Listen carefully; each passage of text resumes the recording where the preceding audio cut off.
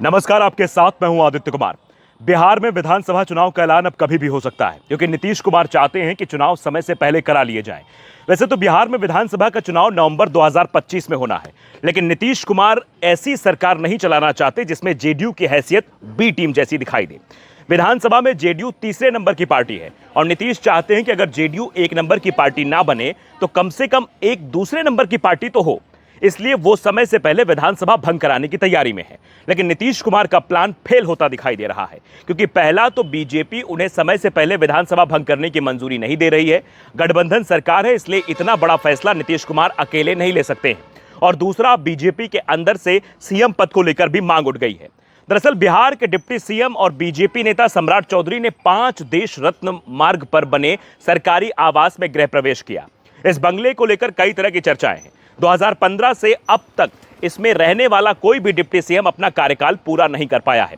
जब सम्राट चौधरी से इस बारे में सवाल पूछा गया तो उन्होंने कहा कि उन्हें दोबारा डिप्टी सीएम नहीं बनना है। ऐसे में सवाल उठ रहे हैं कि अगर सम्राट चौधरी को दोबारा डिप्टी सीएम नहीं बनना है तो फिर वो क्या बनना चाहते हैं।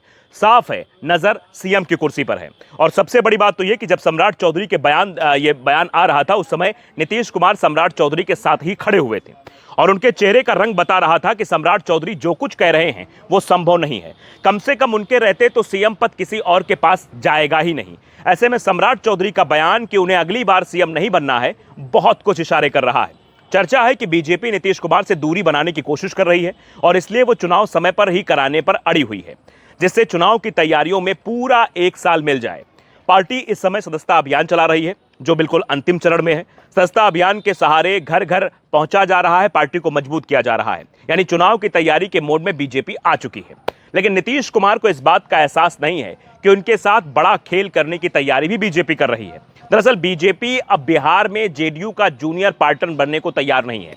लेकिन एक डर इस बात का भी है कि अगर नीतीश कुमार एनडीए छोड़कर महागठबंधन के साथ चले जाते हैं तो बीजेपी के लिए परेशानी बढ़ जाएगी। इसलिए सबसे पहले नीतीश को महागठबंधन से दूर किया जा रहा है।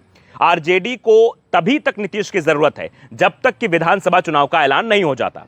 विधानसभा चुनाव का ऐलान हो जाता है तो यह साफ है कि नीतीश कुमार को आरजेडी महागठबंधन में आने ही नहीं देगी। यानी चुनाव के करीब आते ही अगर बीजेपी जेडीयू से गठबंधन तोड़ती है तो फिर नीतीश कुमार कहीं के भी नहीं रहेंगे। बिहार में जेडीयू के पास करीब 15 से 20% वोट माना जाता है कि उसके इर्द गिर्द रहता है, जिसमें से अगर बात की जाए तो अधिकांश वोट नीतीश के नाम पर सहयोगी दल को ट्रांसफर भी हो जाता है। लेकिन इतने वोट से जेडीयू का उम्मीदवार चुनाव नहीं जीत सकता। इसलिए नीतीश कुमार को हर बार किसी न किसी सहयोगी दल की जरूरत भी पड़ती है। इसलिए वो कभी एनडीए में तो कभी महागठबंधन में आते जाते रहते हैं।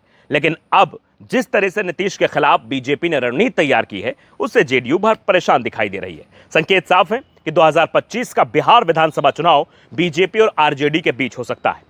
तो जेडीयू तीसरे मोर्चे के सहारे चुनावी मैदान में दिखाई दे। फिलहाल सीएम पद को लेकर बिहार में आने वाले समय में और भी ज्यादा खींचतान मचती दिखाई देगी। अभी तो शुरुआत है, आने वाले समय में हो सकता है कि नीतीश कुमार पलटी मारे या फिर चुनाव में जल्द से चले जाएं। क्या कुछ होगा ये वक्त बताएगा, लेकिन नीतीश के लिए खतरे की घंटी जरूर बिहार में बजती हुई दिखाई दे रही है।